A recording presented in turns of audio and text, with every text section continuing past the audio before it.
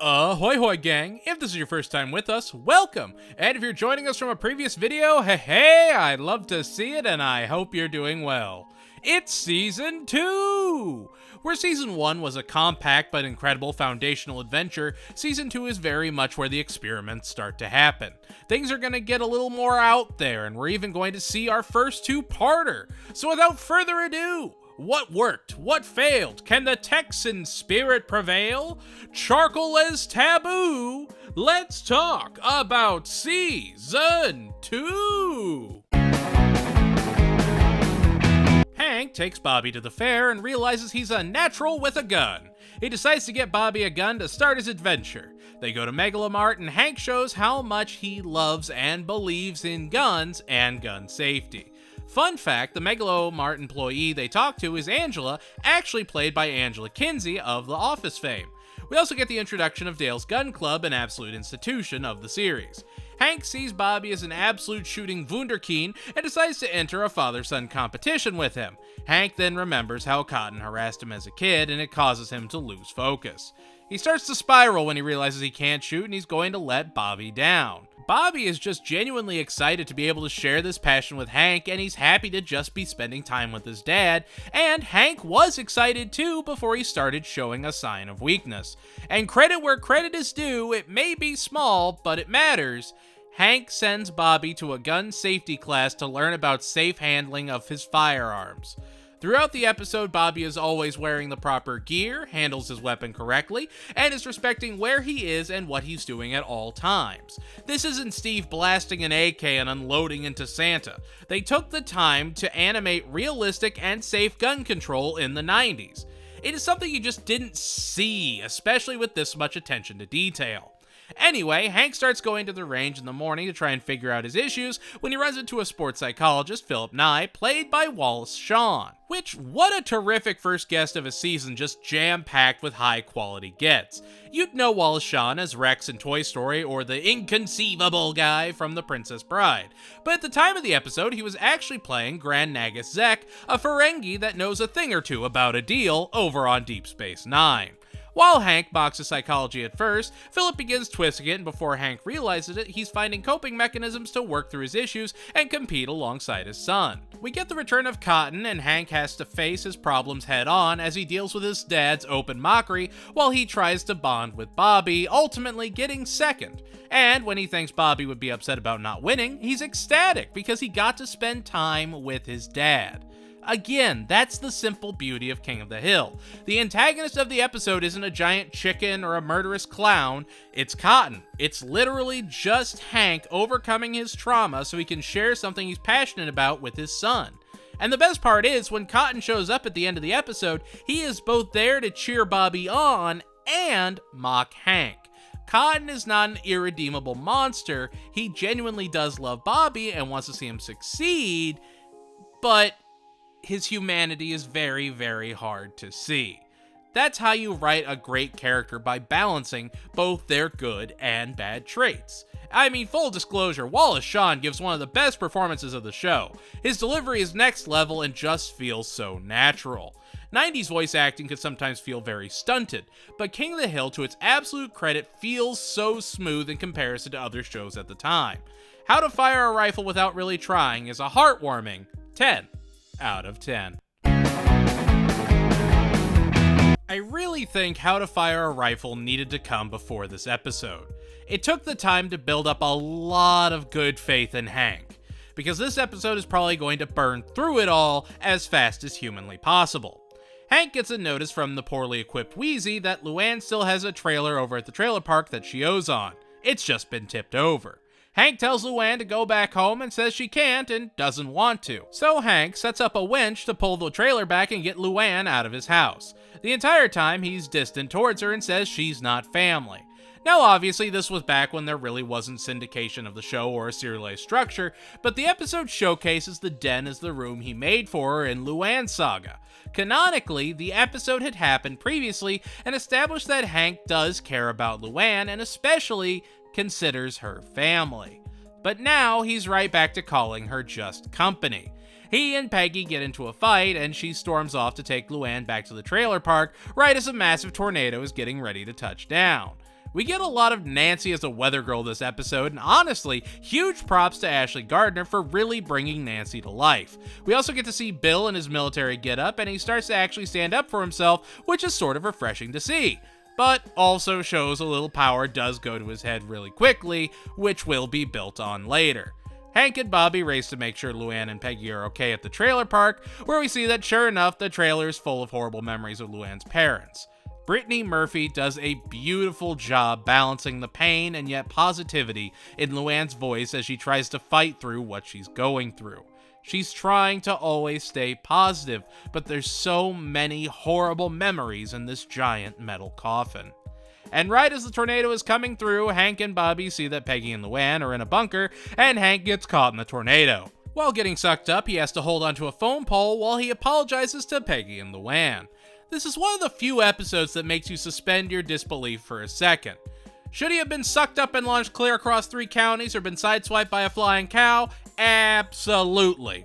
But then you have a 14-episode show. GK, thanks, bye, thanks for watching. So yeah, he gets his clothes torn off, but he's otherwise fine. It wouldn't feel weird and out of place in any other show, but here, him surviving that tornado just really feels odd. Texas City Twister is some aspects of Luann's Saga done better and some done worse. I think I like the message of Luann's Saga overall better, but the action and second act of Texas City Twister is a lot more entertaining. It feels like a pitfall of marathoning the series since the 2 episodes are so close together. But if you look at it in the lens of it being a complete narrative from start to finish, it's a concise little adventure, which is what it needed to be. You get all the elements set up and delivered on in 23 minutes with a heartfelt apology and a fade to black with underwear blowing in the breeze. That's the comfortable charm of King of the Hill. Texas City Twister is a fantastic 9 out of 10. Hank gets a new tiller, and when he uses it outside, it breaks when it knocks into an arrowhead in his front lawn. Peggy is trying to teach Bobby and get him more cultured like she is. Hank discovers the items and takes them over to Nancy and John Redcorn, which, firstly, Jonathan Joss knows exactly how to bring John Redcorn to life, does amazing with him. I mean, his inflection is just top-notch. Secondly, it's pretty obvious that Hank knows what's going on. He wouldn't say anything, but he's not dumb. Lot of migraines. Anyway, John tells Hank to go down to Arlen University, and man, this tiny city has everything, and talk to the professor of archaeology there. He meets with Professor Lerner, who tells him that the artifacts he found were worthless, gives him $10, and then whisks them away because they're actually super valuable. Who knew? He then comes to the Hill House and tricks Peggy into signing away the rights so that he can dig on their lawn for artifacts. And that's the episode, really. Hank sees Peggy falling for this smooth-talking archaeologist and wants to win his wife's heart back because he's jealous. The stone monolith of a man has emotions. It would be a much more touching episode if the last episode didn't focus on that same exact thing. However, the episode is astoundingly glorious for one great reason: Professor Lerner. I didn't talk about in the last episode, but throughout the season, Maurice LaMarche would voice several side and one-off characters for the show. Now, that's nothing special. He's one of the biggest voice actors of all time, and he's done that for all kinds of shows, even being a staple of things like Futurama and Pinky and the Brain. However, in this episode, the actor known for doing these grandiose, over-the-top inflections is so muted and so down-to-earth, I couldn't believe I was listening to the same actor I knew from everywhere else I'd heard him. I genuinely mean this.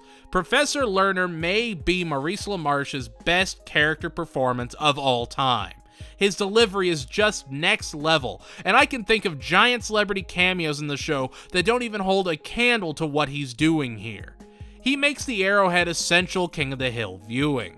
The way Kathy Najimy makes Peggy sound desperate for approval and confident at the same time is just downright masterful, and the episode is a brilliant showcase of how King of the Hill uses voice acting to elevate episodes without throwing in giant Hinden Peters or angel skeletons. There are no big moments, there are no big characters, yet. This is a show where the actors are actively trying to make even the most one-off characters feel unique, and that needs to be celebrated. The Arrowhead is a 10 out of 10 that may very well go in my top 10 episodes of all time, and definitely fits somewhere in my top 23 of this season. See, the joke there was, there's 23 episodes to the season. Do you get it? Okay, it's our first Halloween episode! Woo! Hank works on making the scariest haunted house for the school with the gang. He wants to plan an even better Halloween than the one he had when he was a kid for Bobby. We get another flashback to the boys trick-or-treating, and it really is great seeing these guys having grown up together. Luann goes to a youth fellowship meeting where she wants to distribute warm meals to the elderly. Now there's a lot to unpack in a very brief scene, but it really is brilliant. While Luann is talking, if you look in the mirror, you can actually see Peggy checking her teeth and blowing off what she's saying. It's a small detail that doesn't even get called out in the story, but it adds so much humanity to the scene. And they didn't have to animate that. They chose to add that in. It's a little treat. We also see Luann actively involved with her church and wanting to help her community, which helps flesh her out even more.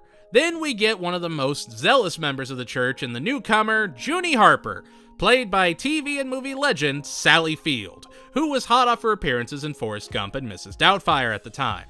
She's obsessed with getting Halloween banned for supporting Satanism. She starts fear-mongering amongst the church, and Luann naturally gets swept up in it. She even tries to get Hank to see the light, and he just wants the kids to have a great haunted house. This episode would also be the first appearance of Principal Moss, played by the late Dennis Berkeley, who really does bring a unique flair to the show. Junie Harper gets Hank's haunted house kicked out of the school, and he decides to rebel by opening his own haunted house at his own home. Hank teaches Bobby to throw toilet paper, and they throw a couple rolls at Junie Harper's house, where she catches Bobby and he feels guilty after breaking a birdhouse. And that guilt lets Luann get in his head and convinces him to join her in getting Halloween canceled. Sure enough, Junie Harper gets a curfew enacted to stop trick-or-treating once and for all. And this is where we see some major things for the show. Probably the most important thing is in the beginning of the episode, they establish that the church actively helps its community, and even they know there's something up with Junie Harper. The show walks that very fine line of making a commentary against people that use religion to force people into a way of life through fear-mongering, and that people that go to church are not inherently bad. Hank goes to church every Sunday. He and his family seem to be genuinely religious people, but he is not a man that is going to be told that Halloween is for Satanists only. We get to see Hank be a rebel in this episode. Usually the voice of order and reason, here he is in open rebellion against the city and Junie Harper. And you know who joins him? His gang. He's the fearless leader and they'd follow him anywhere. While there are episodes that push the relationships and even have them do horrible things to each other, this shows that the bond these four boys develop through their lives is indomitable. Again, overall, all very low stakes, but it's the passion that brings it home. The episode ends like you think it would, and Hank stands for what he believes in. It's an odd thing to liken, but Sally Field, much like Maurice LaMarche, really carries this episode. And I mean, she's an Academy Award-winning actress. Of course she can carry anything she's in. But even if you didn't know it was her, that character is one of the most iconic and recognizable in the entire show. This is easily one of the most talked about episodes of King of the Hill, and there's a lot of valid reasons why. It's smart commentary that is relatable to people from all walks of life to some degree. You can take what you want out of it, but it stays steadfast to Hank's morals as the guide point. Hilloween is a frighteningly delightful 9 out of 10. Look, I know I complained about the Twister episode and how they kinda sorta jumped the shark just a itty bitty bit. This episode also does that. That being said, I will totally forgive it because it's honestly incredible. Hank opens with probably the most romantic description of fishing you'll ever hear in your life as he and Bobby dig up worms. As they're coming back to the car, they catch a guy trying to break into his truck, and Hank understandably makes a citizen's arrest and even goes to the man's sentencing. Alright, so it's not unheard of for political leaders to guest star in shows. King of the Hill would do it even more later on, but this is a weird one. The judge in this episode is played by James Carville, who is the lead strategist to Bill Clinton's presidential campaign. He's still around today as a commentator, but he was a surprisingly captivating character of a man. The documentary The Bunker is actually about that campaign and was parodied on Documentary Now, and I've gotta say, Bill Hader does a perfect James Carville. Oh yeah, and Hank fishes with crack. After the rest of the gang gets more fish than he does at their fishing trip, Hank heads to the bait shop and looks for a winning edge and inadvertently buys drugs. He starts fishing with his new bait and yeah, the fish go absolutely wild for it. There's something heartwarming about Hank cutting up a crack rock so he and all the boys can catch the most fish they ever have. I haven't talked about it, but there's a B story where Hank's truck gets torn apart by the cops to check for drugs at the beginning of the episode, and Luann is the one actually tasked with putting it back together. You know, because it's been previously established she's actually great with cars. It's a small but fantastic touch. The fish get used to Hank's usual, strain, so he goes to get something stronger and is trailed by Dale, where they're both caught by the cops. Hank's lawyer is played by Dan Butler, who you'd recognize as Bulldog on Frasier at the time.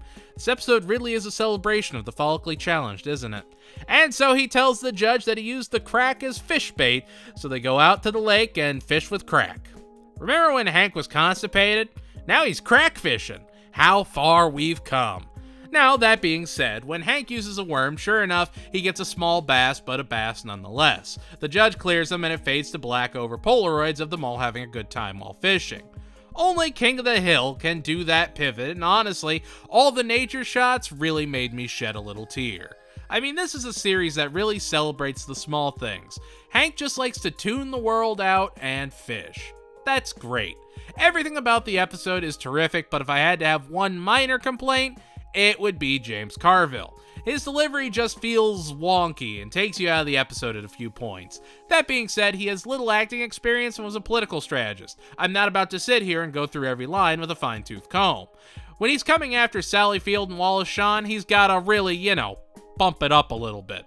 That being said, for all its wild turns, Jumpin' Crack Bass is an excellent episode that brings some of the best jokes of the season and is a very comfortable 10 out of 10. When the family goes to Shellwin's, Bobby is too big for the pants that are on sale. The shop worker advises they try H. Dumpty's, which is the best name I've ever heard for a fat clothing specialized store. It's a weird episode. Like, they're making a big deal out of Bobby being fat, but it's not like his dad is in the best shape either. Anyway, Hal Dumpty approaches them to ask if Bobby would be a model for their plus-size store.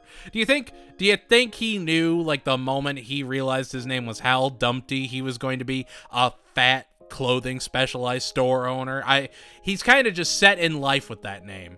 Hank refuses, but Luann takes him anyway, and next thing they know, his picture's in the newspaper all throughout town. Hank then attempts to rip the ad out to stop people from seeing, to no avail. Bobby gets a talent agent, goes to photo shoots, and ultimately gets picked for a fashion show where he can show off in his time in the spotlight. And this is one of the great balancing act episodes where both Hank and Peggy could be justifiably right.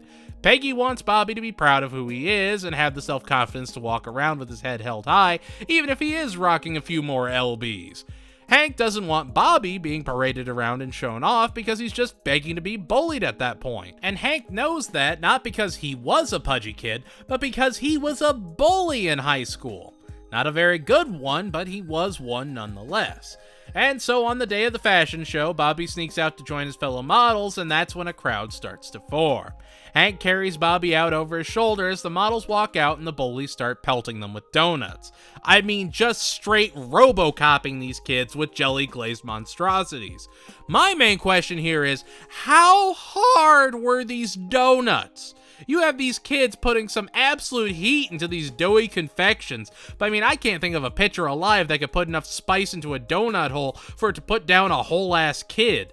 Stone-filled donuts aside, the episode has this sort of cosmic intervention that drastically pushes the wind in Hank's favor, and it really doesn't feel earned. It's like they needed to double down on it to really send home that there was a definitive winner and loser in that argument.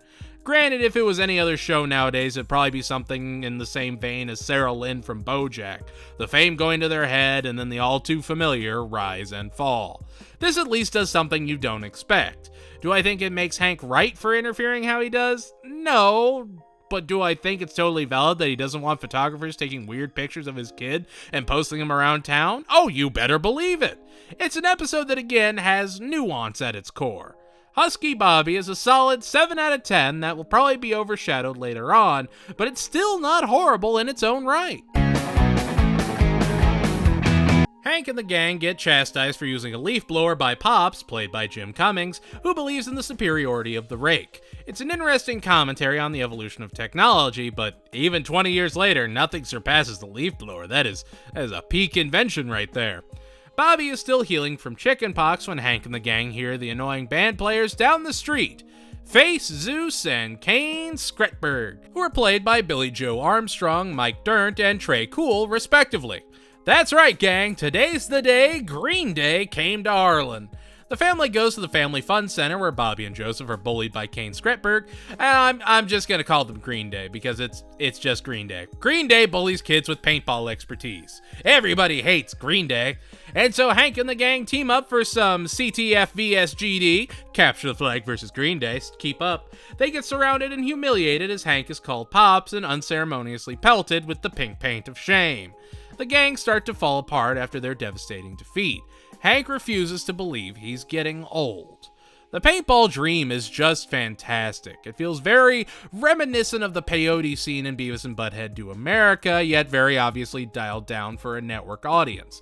Hank goes back for round 2 and gets humbled yet again, while Green Day bards their way through the tale of their harrowing defeat. Hearing Jim Cummings in the same episode that Green Day drive-by pelts Bill is just jarring in the best way. Hank and the gang start studying teenagers, which honestly doesn't sound any better than it is. Hank decides to challenge them a third time and finally overcomes the kids by playing to their weaknesses. I will say, obviously, the paintball fight has been romanticized in all kinds of other shows and movies where they use a bunch of quick cuts and really fluff it up to make it seem more dynamic. King of the Hill recognizes it's 4v4 and keeps it a 4v4 matchup. Everyone is accounted for by the end and the arena isn't exaggerated in any way. It's a perfectly normal paintball arena. It takes a lot of restraint to trust you're riding enough to not need to make the fight some grand spectacle. And honestly here, I think it works perfectly, especially when it's put up against the dream sequence earlier in the episode. It's a nice come down that slides right into the conclusion where the guest stars are literally silenced with their amp taken away. Overall, I think Green Day did a better job than James Carville and really just brought that necessary manic energy to this episode that set the tone for the whole 22 minutes. They did a terrific job and amped this episode to a solid 10 out of 10. Bobby and Connie mess around in music class and their teacher calls Hank and Con in to talk about it. Mr. Grandy is actually voiced by the late legend John Ritter, who blames Hank and Con for having bad dad habits. Hank and Con start butting heads because, yeah, of course they do, that's their thing, they clash. A lot. Anyway, this episode they fight about appropriate punishments for Bobby and Connie.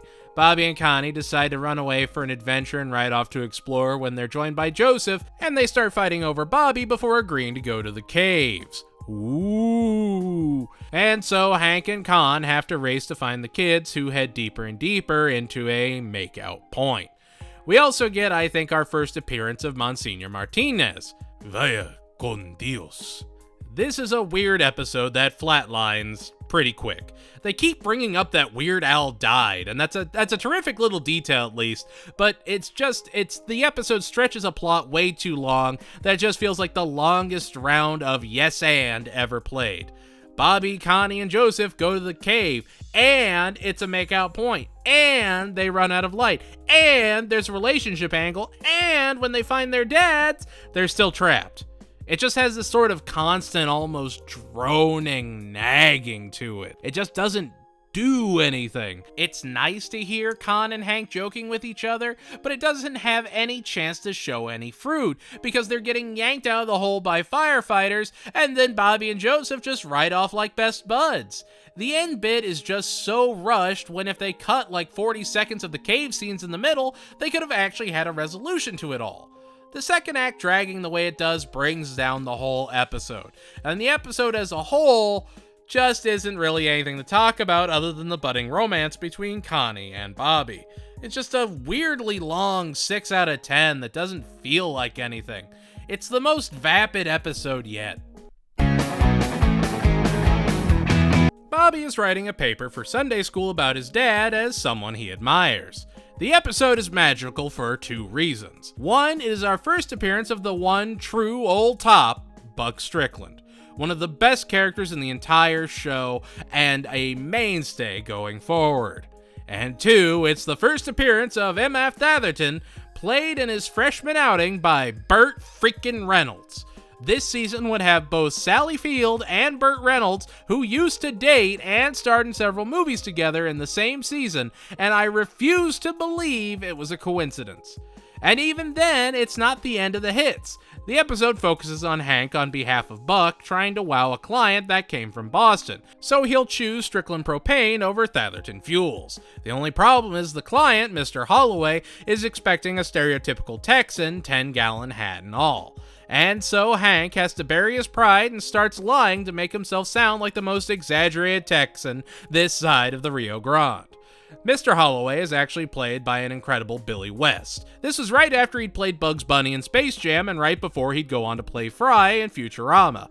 Mrs. Holloway is played by Emmy Award-winning actress Stockard Channing, who honestly brings her character to life brilliantly for the brief time she's on screen with Peggy. I really like their friendship in this episode, and I don't know, I think it's fun. And so yeah, you have Hank spiraling as he submits to more and more dumb stereotypes and starts to lose sight of who he is. He confronts Mr. Holloway, he wants to fight, and Hank just walks away from him. There is no conclusion to the episode, and frankly, there doesn't really need to be. Sure, Thatherton probably got the sale after that, but it didn't need to be shown. You got everything you needed from the episode. While it doesn't take a lot of explaining, the episode as a whole is just terrific. It shows Hank's position at Strickland perfectly. He hasn't moved at all, even though he's the reason the lights stay on.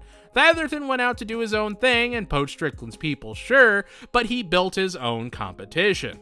Inherently, neither is wholly wrong. You can hate Thatherton and respect his hustle at the exact same time. You can read into it what you want to and take out what you want just the same. That's the power of King of the Hill. It has such a mass appeal because they know how to present both sides effortlessly while still giving us the paragon of propane, Buck, all the same. The Company Man is a 10 out of 10 episode, and it may very well be one of my favorite of the entire season. It checks all the boxes it needs to check while bringing great voice acting and dynamite jokes to a touching introspection. This episode will be the first appearance of Coach Kleehammer, played by Toby Huss. That is probably the most interesting thing to say about this episode. Does that mean it's bad? Absolutely not. Connie and Bobby have been bonding, and when they go to the gym, Peggy becomes the gym teacher for the girls and encourages Connie to take up wrestling and beat the boys at their own game after being put down herself for so long. It definitely feels like Peggy trying to vicariously live through Connie, and I don't know, it doesn't feel as weird as later episodes, but still feels like a bit much. But her passion is genuine, and she just doesn't want Connie to be put down and ridiculed like she was. However, when Coach Kleehammer has to agree to their demands, he decides that whoever wins between Connie and Bobby gets to be on the team. And so, Connie and Bobby decide to do pro wrestling instead, and just have fun playing with each other instead of following what the adults want.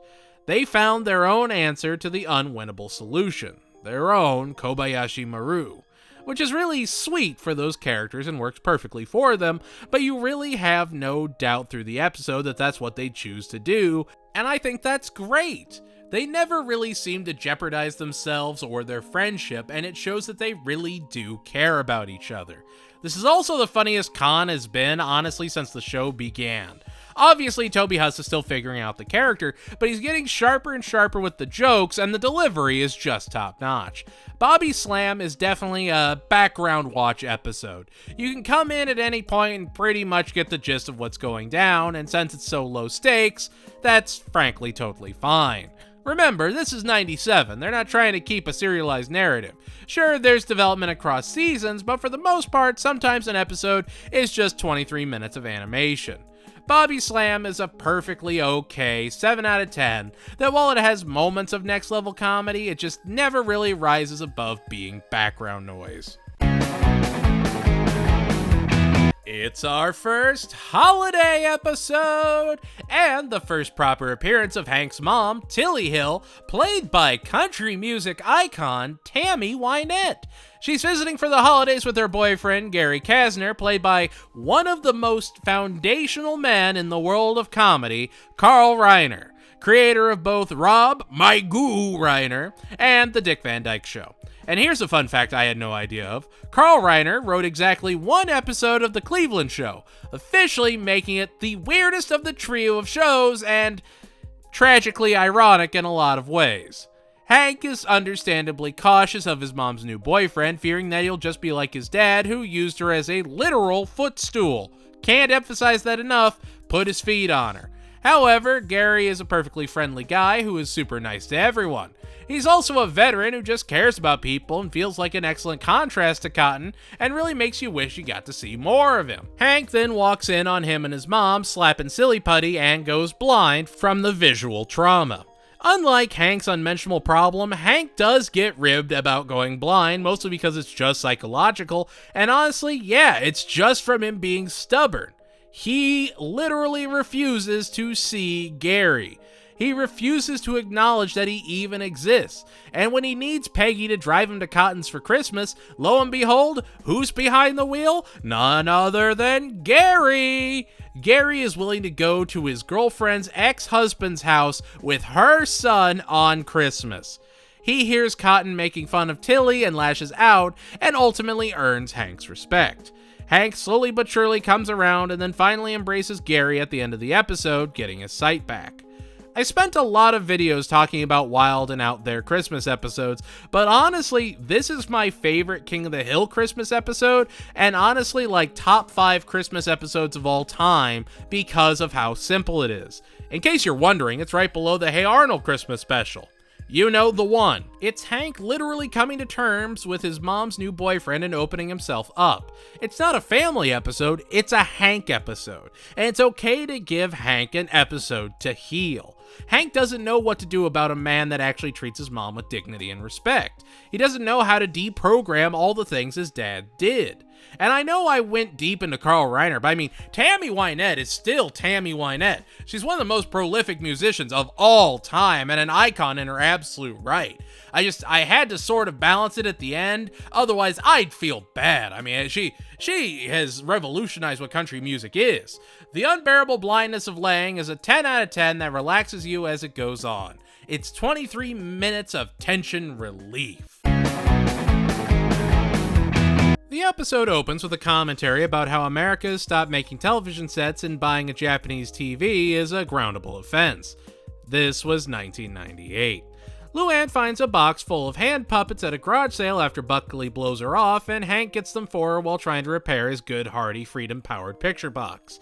Luann puts on a puppet show at the church called The Manger Babies. Oh good, Luann has a hobby stemming from her time with a caseworker that helps her reach out to kids. Good for her. I really sure hope this is a one-and-done thing, though. What's that? There's an episode 11 seasons from now called Manger Baby Einstein? Oh goody, the hits just keep hitting. I know it's supposed to be happy and upbeat, but can we take a second to appreciate the backstory of the Manger Babies? They were firstborn children taken by King Herod and had a curse placed on them, turning them into the animals that live in the manger, including a horse, a bird, a cat, and an octopus. You remember the Bibblepuss, right? Anyway, she puts on her first episode and Hank is so bored he notices a nail is loose and tries to shimmy down to kick it in. And while he's down there, he tries to help Luann as a seller of popcorn and popcorn accessories and single-handedly saves her show. Nancy offers to show off Luann's tape at the studio to get her a children's television block. Now look, I love when people follow their dreams. I'm following my dream right now. Some dreams, however, aren't meant to be followed. I just can't underplay how uncomfortable the Manger Baby's performance is. And I get that that's the joke, but it's almost 3 minutes long. And when you're dedicating that much time in an episode to something, you better make sure it's worth it. Hank's save at the end wraps that part nicely, but that's probably where the Manger Babies should have ended. But we have such an adventure before we say goodbye to the babies for the very last time. Know what Hank gets cast as in Manger Babies? God. Luann's plots are very obviously her working through her trauma, which just adds a dark undertone to these already off-putting puppets. Is that intentional? I don't know, maybe. I just hate puppets. The Manger Babies are going to be broadcast on UHF, which if you find the Weird Al movie Googling what UHF means, just watch it. Don't worry about it. But yeah, they're playing at the same time as the Super Bowl, and Hank isn't conflicted at all. He's staying and watching the game, and she's going there. That was easy. Except the TV keeps cutting over to the Manger Baby's performance, and Hank sees that he needs to be there. Peggy is working her magic in the background so Hank can see what he means to her. The Manger Babies get in a car with a drunk driver because what's the point of living in a God-free world? And then are saved by Uncle Lord. And right when you're exacerbated by it all, there's Troy Aikman, played by Troy Aikman. Divine intervention is hinted at, the episode ends. Manger Babies is a lot, and there's a lot of darkness going on right under the surface.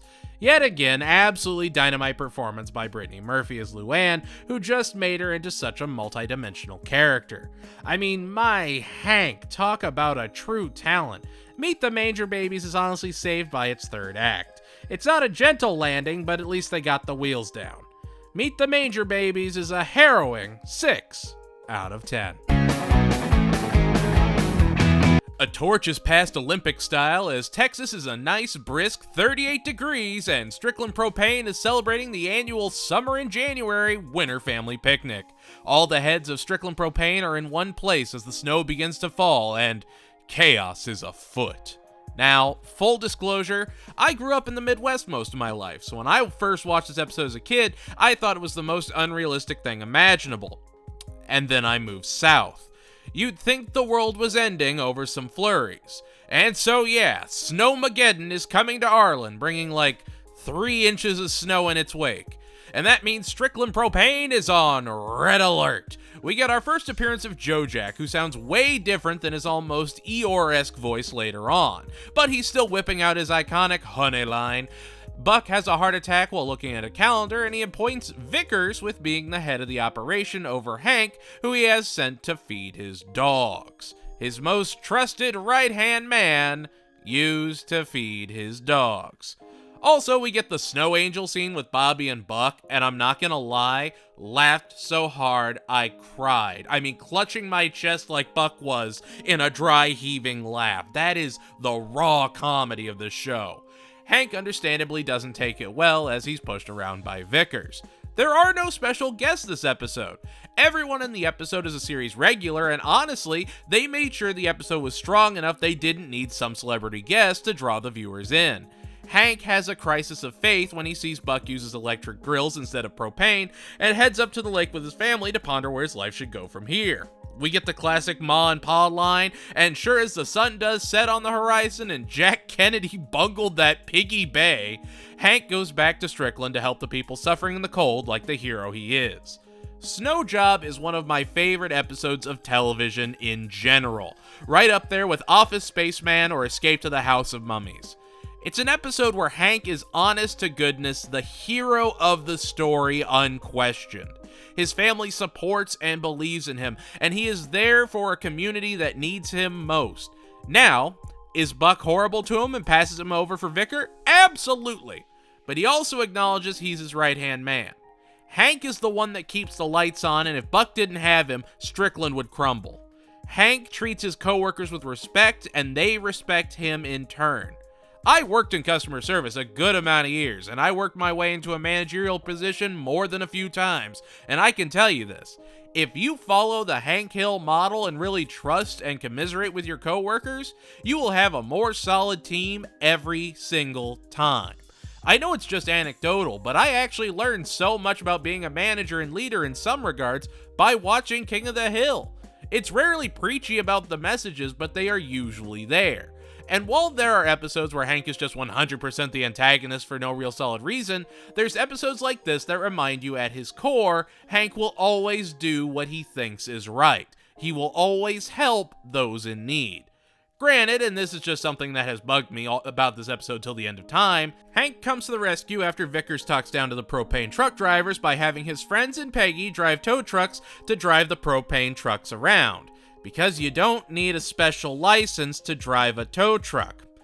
Okay, but you're still driving around hazardous materials, and I think you definitely need a special license to tow a truck with those in it. I don't know. I'd believe if he got all the drivers back with like a strongly worded voicemail and a firm handshake of respect, but this just seems so weird.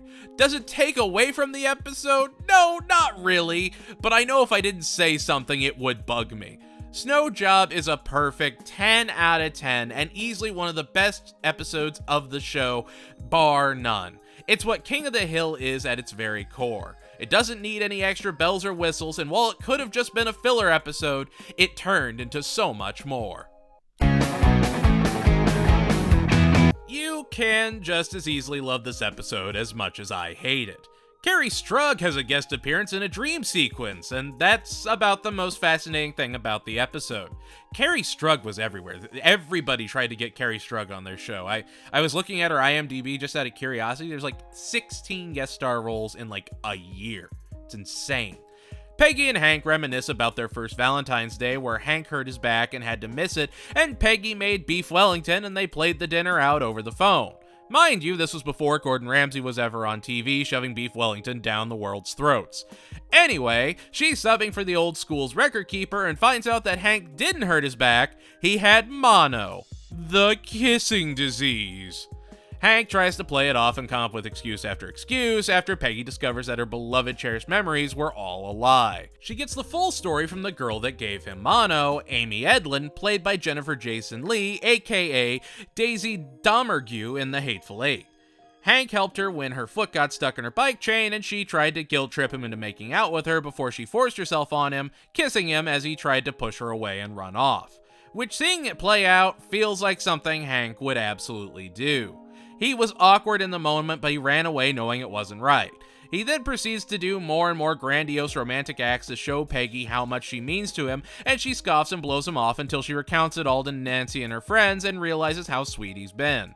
Bobby has a secret admirer. That's the B story. It's his grandma.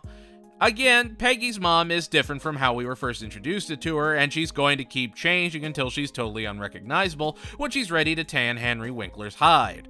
Luann even has a little story where she's trying to love herself but would love if someone just wished her a happy Valentine's Day. It's an episode that I don't feel I'm in the right position to talk about it, and it's definitely one that you can side with Hank or Peggy and probably come up with a lot of points of defense of them. That being said, it's another slow second act that gets railroaded by the third act all the way into the conclusion. Personally, the episode is like a 5 out of 10, but you could easily go higher than that if you wanted. It just feels like it suspends certain traits of the characters to make the story more dramatic than it is. It's not the worst, but I definitely wouldn't say it's the best.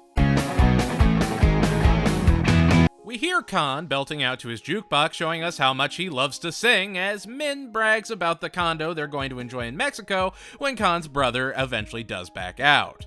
They decide to invite the Hills to fill in instead. The two families fight while they cross the border. The families get to the condos, Khan breaks into the top one, and it's a whole thing. Meanwhile, Bobby and Connie get firecrackers, and it's the funniest thing to come out of this episode when they plan it and think it's a dud. That spaghetti man is a recipe for disaster. Peggy gets a package to deliver on the other side of the border for a papier-mâché pear merchant, and Min thinks she's a mule. Dale shows up.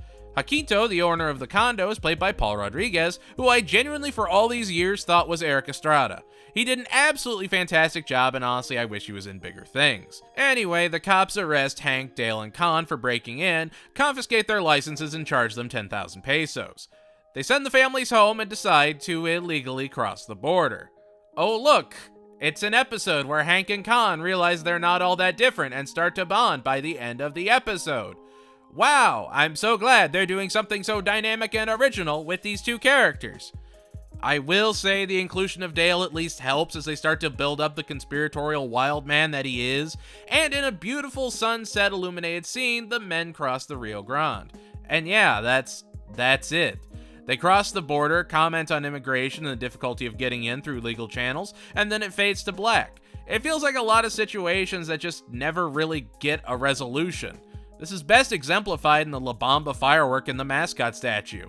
Even as the credits roll, the camera is focused on the firework from all these different dynamic angles, and nothing happens.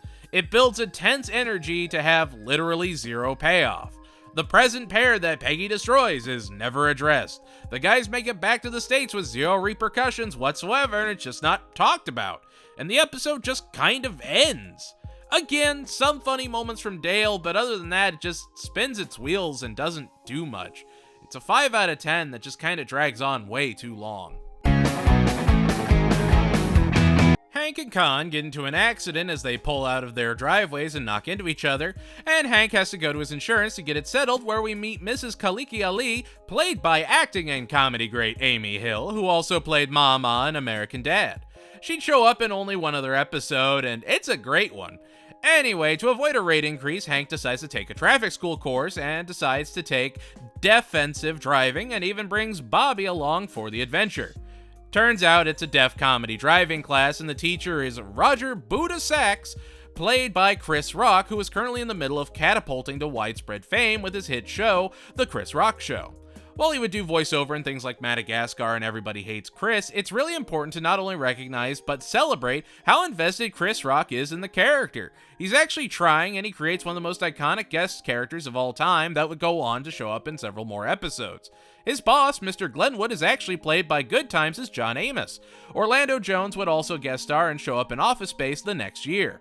Oh man, such great times when I don't think about the rest of this episode and Bobby going up on stage to do a funny little Michael Richards moment. Bobby has absolutely fallen in love with stand-up comedy after watching Buddha perform. He starts watching old specials and analyzing everything. He truly and genuinely loves comedy. He just doesn't get why he can't do black comedy. The obvious answer being, he's not black. Buddha tells him to embrace his white roots, and whoopsie doodles, he does a little Aryan-themed soft 5. It is very not good. It is very bad even. However, Buddha stands up for Bobby being able to absolutely fail on stage because it is freedom of speech, which is a very unique and impassioned take that you can kind of tell he doesn't even really believe it and is hoping it works to save Bobby. He recognizes Bobby's passion and wants him to pursue it. The episode ends with Roger getting a job with Hank at Strickland Propane, where he would keep showing up throughout the rest of the seasons, though this would be the only time Chris Rock played him and would be replaced by Phil LaMarr later on. It's a star-studded episode that was trying to really go all in and showcase a hot trend of the time with deaf comedy, which Chris Rock was arguably one of the most prominent figures in, alongside other greats like the late Bernie Mac, Martin Lawrence, and Dave Chappelle. Like it's a Sunday night cartoon trying to have some reverence for an at-the-time experimental form of comedy that was institutional in what comedy would turn into in the 2000s and would actually lead the charge in deviating from canned live studio audience laughter. But that's a conversation for a different day. Just saying, Larry Wilmore is one of the best creators of the modern age. Like, I want to take a second to talk about this because it's hugely important, but at the same time, yeah, they could have just had Bobby bomb with bad jokes and have Buddha swoop in to save the day and have the same kind of resolution. Traffic Jam is a very important 8 out of 10 that should be watched and does have some bumps for the time period, but is all otherwise incredible. Really solid jokes, dynamite performances, and while there is a weird awkwardness, it is addressed and it feels earned almost. However, I think it's very important that the last line in the episode is about the X-Files coming on. This is a series from 97-98. It's gonna have those little bumps in the road. Speaking of bumps, Hank's Dirty Laundry sure is an episode. I think it's the perfect episode to follow Traffic Jam and may very well be one of the most solid King of the Hill episodes of the entire show. Hank and the family go to Megalomart, where Hank and Peggy sign up for the Megalo credit card while shopping for a dryer. We get the return of Billy West to the show. Bobby thinks everyone is preparing for his secret birthday, even though his birthday is 3.5 weeks away. It's great. However, Hank gets rejected for the credit card for a mysterious reason. He has a $40 debt to Arlen Video for an unreturned tape. An unreturned adult film. This is definitely an episode that ages worse the more time goes on, but honestly, it adds to the charm. It's like a time capsule to society in the late 90s.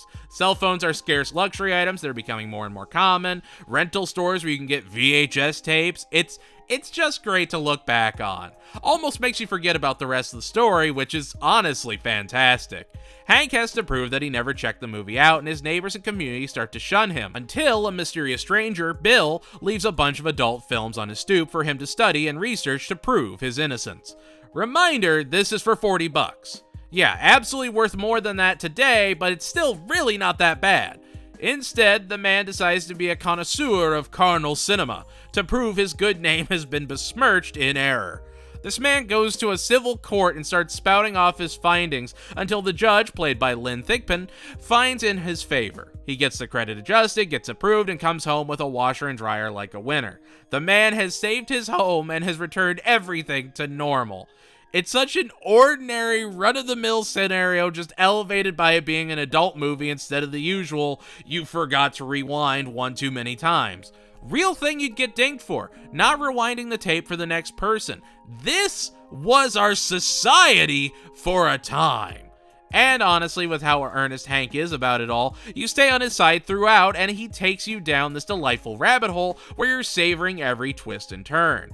Bill being the secret guiding force is absolutely terrific, and I love seeing him get his first real involvement in the plot. We've gotten a lot of Dale, some of Boomhauer, but we've been sorely lacking in the Bill department. I also just totally blanked on the B story of the episode until I was going through the rewatch, and it has Bobby thinking everyone is throwing him a surprise birthday party, so he runs around an empty house and just squealing as he poses in pretend shock, and it is hysterical. He's just so confident every time he bounds in there, and there's no one. Honestly, if you want to get someone into King of the Hill that has never seen an episode before, somehow, I don't know, living in a cave, show them this episode. Not only does it set the time period, it gives you a great story that perfectly shows off each of the characters and the usual down-to-earth plots with exaggerated elements. Hank's Dirty Laundry is one of the best episodes of the entire show, and an emphatic 10 out of 10 that is a must for any fan. The episode opens with a reenactment of the theft of General Santa Anna's fake leg that had been in an Illinois museum, but was being taken to Arlen, where it would then be sent back home to Mexico. So, at the end of this episode, just full disclosure, they reveal that this leg is actually still in Illinois, and I looked it up. It's still there. It is still there as of like 2022. This is all fabricated, and this was actually a weird attempt for Mike Judge to get this leg returned to the people of Mexico. It's really kind of cool. They even tell him to write to an Illinois senator of the time. It's crazy. Obviously, like, the Alamo is a huge part of Texas history and culture, but it's wild how frequently Texas history is brought up in this show, and yet it has such a large international audience. I'd love to know what they enjoy so much about this show. Anyway, Cotton shows up to get his new driver's license, and Hank tells him he shouldn't be driving. He even goes so far as changing the eye chart, the DMV, from the one Cotton memorized, which, like, I can't be mad at. If he was able to read it, it wouldn't be a big deal. He'd just read it and get his license. He's actively keeping a threat off the road that Dale immediately spills the beans on. Cotton tells Hank he'd be better off dead and stays with Dale instead. Dale and Cotton start bullying Hank for some reason, and Hank tries to get Dee Dee to go back to Cotton, but he told her ass wasn't big enough for him, and yeah, it's weird. Dale also keeps calling Cotton Daddy, which is also really weird. Cotton goes to chaperone the museum trip, and sure enough, Dale and Cotton steal Santa Anna's leg when no one's looking. Dale has been shown to be just the most spineless, worthless friend of the entire show. Sure, he has moments where he's really funny, but he has just never been in a good light yet. And this is where the episode should have really had a deep, heartfelt moment. Hank is seriously questioning if Cotton has dementia. He seems to be slipping. And you can see Hank riddled with guilt as he fights with either he and Peggy taking care of him or letting the VA do it. Instead, turning to Dee Dee to get her back with Cotton so she can take care of him. He then goes to Mexico, returns the real leg, and gets his driver's license with Dee Dee's help. Cotton is only nice to Hank when he's afraid he's going to lose his freedom, and ultimately the episode doesn't do anything other than bring attention to the prosthetic leg of Santa Anna being in an Illinois museum. I would have almost enjoyed seeing the start of dementia being used as a reason that Cotton has only gotten more callous towards Hank, but they just kind of nip it in the bud. I don't know.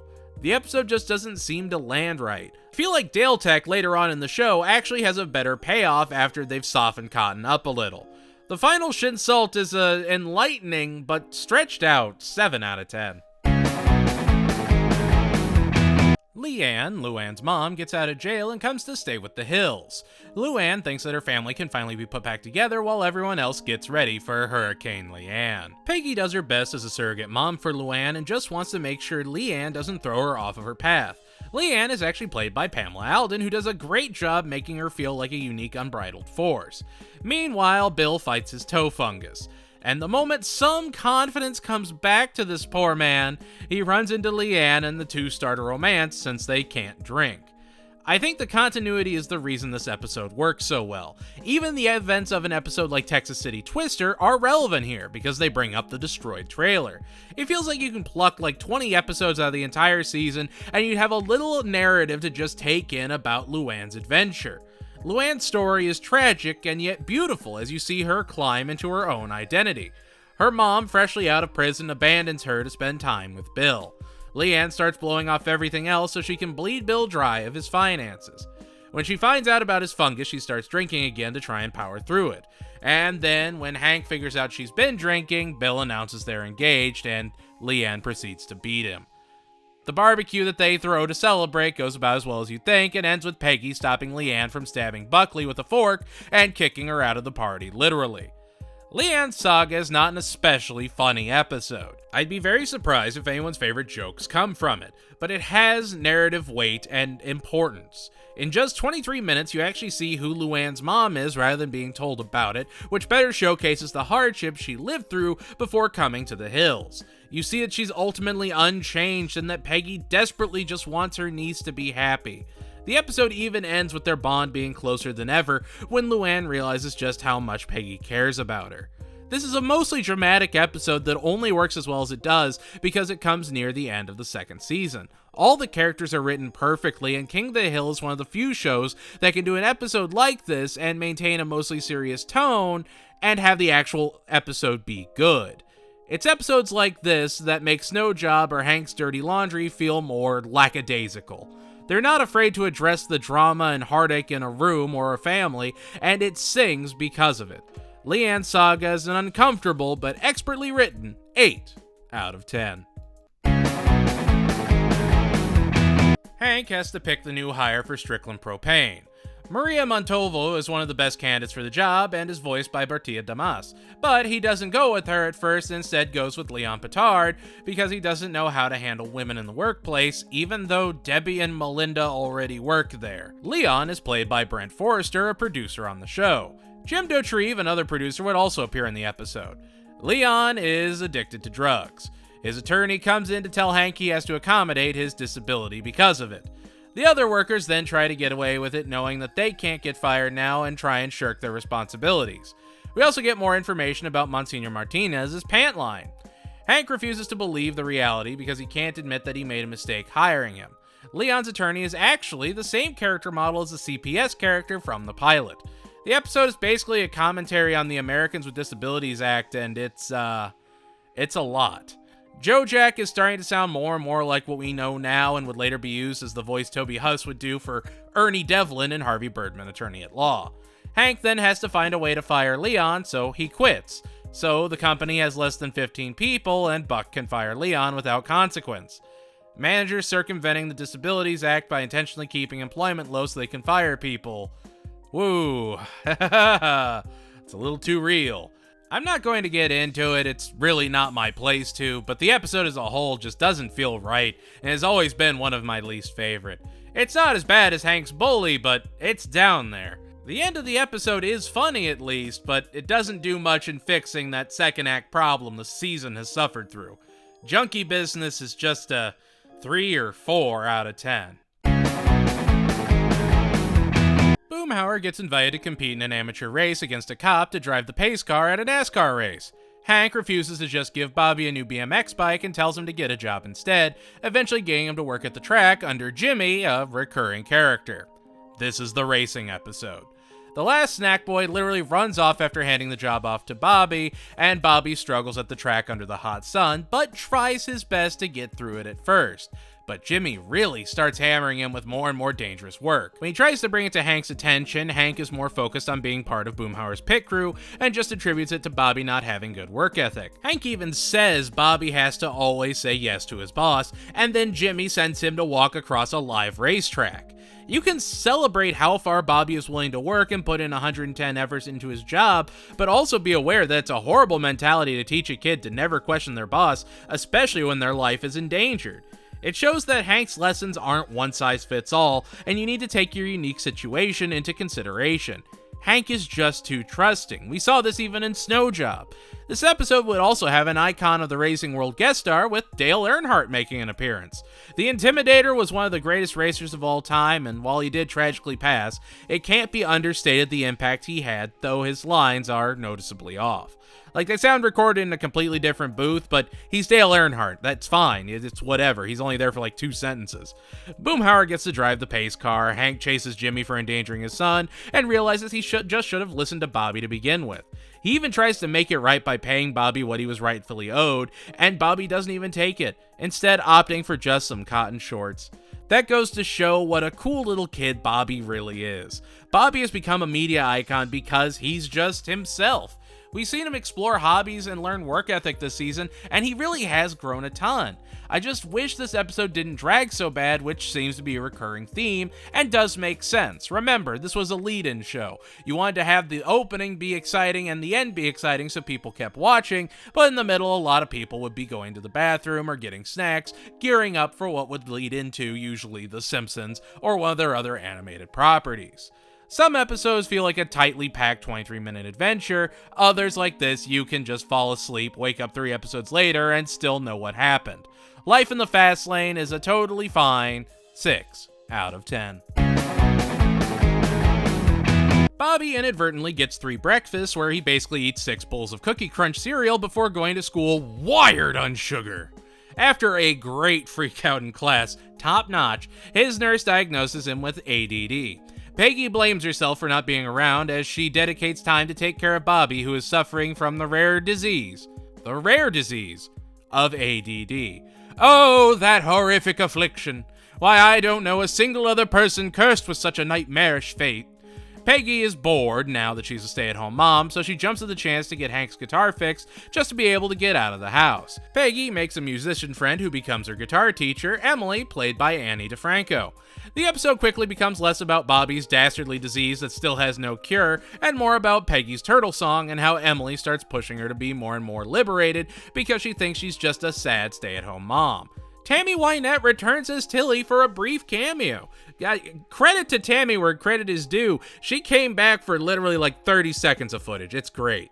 It's an odd episode that, again, in hindsight, is pretty funny just looking back at the dialogue started within the show. To have someone being staunchly pro-feminist in the show 20 years ago, that representation is drastically different than what it would be today. And honestly, Peggy has chosen to be a mother and a professional. She has shown that she is capable of doing both and is both a homemaker and a softball cannon given human form. Peggy chose her role and has established mutual respect between her and Hank. They respect each other's opinions and love each other and want to build a life together. She isn't trapped, and he doesn't put his foot down unless he truly thinks she might get hurt. Peggy's turtle song just feels like a relic of the past that'll be forgotten as time goes on. It's still at its core a decent enough King of the Hill episode, it's just something that comes with the times. Peggy's turtle song is just an out of time 6 out of 10. And here we are, the season finale. We get a cold open where Hank is looking for batteries in Megalomart, where he's led by the employees right out the door. Luann is struggling to pay her trimester tuition and vents to Buckley, who has more than enough to cover it, but he wants a new trampoline, so, you know, he wants to buy that instead. Chuck Mangione is back announcing that Megalomart is in fact selling propane and propane accessories, throwing Strickland Propane into an absolute frenzy. We get the first mention of Buck and Debbie, which I'm sure won't come up again, but just felt like mentioning it. But notice how Debbie hasn't said anything, though soon she'd be played by Reese Witherspoon. Hank goes to Megalomart and decides to talk to the propane department manager, Buckley. What could possibly go wrong? It's basically one man's war against the giant store taking away his community. It's like a less wacky something Walmart this way comes. Hank struggles to find a new job, even getting swept up into a lot of the very real pyramid schemes that prey on people looking to work. This time, they have to sell the dream boxes that are totally not full of steak knives. Luann is trying to learn about propane so Buckley could hire her, and I know we haven't talked much about him, but huge kudos to Boomhauer this season. I mean, when Hank is down on his luck, he's the first one to say he knows how it is and offers to help him out financially if he ever needed it. Bill calls Peggy a good man and runs. Like, I'm genuinely disappointed there aren't more Boomhauer episodes overall, but I think using him more sparingly than Dale or Bill is the smart call, ultimately. Hank starts marathoning Monsignor Martinez. I know there was talks of a proposed Monsignor Martinez spinoff, but I always liked it more when it was used as filler in episodes. Gave you just enough action to keep going. Luann goes to Megalomart to get a job in the propane department, but it's not available anymore. Hank took it. Buckley is now Hank's boss, and I've never seen a man more defeated. In a season that had guests like Sally Field, Burt Reynolds, and Chris Rock, it's wild that the closest thing the finale has to a special guest is Jim Cummings, who was even in several episodes this season. They don't need the big names. They know why people are here. Hank commiserates with other small business owners and workers that got swept up by Megalomart. Buckley starts dragging propane tanks on the ground by the handle, which, spoilers, you should not do, and Hank starts scheming a plan to fight back against Megalomart, warning that he and his team are going to annoy people at the Megalomart concert with kazoos. I'm so glad the episode features just a solid, simple conclusion to the episode. Peaceful rebellion, let's go! Oh, and Luann is gonna go break up with Buckley as Chuck Mangione warms up. Oh, a propane tank is hissing because Buckley misused it. Well, that's bad, but not a big deal. We're still going naturally down to those end credits there. A new poster comes down at the concert. Oh, and then Megalomart explodes. Oh, the humanity! There's burning stuffed animals everywhere. Buckley, Luann, Hank, and Chuck Mangione are caught in the blast as the episode fades to black. Yeah, that's how season 2 ends. What an explosive way to end a season and keep people on the edge of their seats. Two-parters were rare in animated series and were usually hyped up as big events, but to have it be your season finale back then was a wild idea. Now, it's much more common, in no small part to King of the Hill helping pave the way. It's a tricky episode to talk about without the other part, but that's clear in season 3. Overall, though, the episode is pretty terrific with a solid setup and established payoff. Hank loses a job and has to work at Megalomart. He unites the other workers in rebellion, and when you think you're getting a Hank saves the day with a moral message ending, bam! The explosion happens. It's a proper subversion of expectations and is an outstanding 10 out of 10 way to wrap a season. And there we have it. That's season 2. Wow, that is a beast to cover. The funniest part? Not even the longest season of the entire show. However, with length comes more buffer episodes. I think season 1 was a better season just due to how compact it was with so much quality compressed into so few episodes. However, season 2 I believe has some of the strongest episodes of the entire show. The highs have never been higher and the lows by extension have never been lower.